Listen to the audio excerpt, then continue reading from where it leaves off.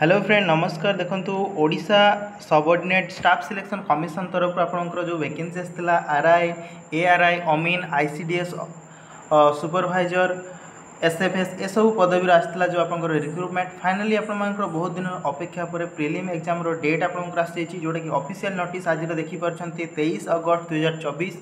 तो एग्जाम आपनकर computer based हेबो एग्जाम बुझीगला कंप्यूटर बेस्ड आपनकर एग्जाम हम जोटा कि सेप्टेम्बर 20 तारिख पाखर आपनकर एग्जाम आरंभ होची अक्टोबर 20 तारिख पर्यंत चलिबो। तो गोटे मास धरिक आपनकर एग्जाम चलिबो एवं ए नोटिस आपण मानकर एप्रोक्सीमेटली धरिबे जदि गोटे मास पाखापाखि आपनकर रही एग्जाम को तेणु आप प्रिपारेसन निजर भल भाव प्रिपारेसन करंतु। प्रिपारेसन ऑलरेडी आपनकर कंप्लीट हो जाइथिबो जोटा कि आपनकर रिवीजन ऊपर रिवीजन करंतु वर्तमान।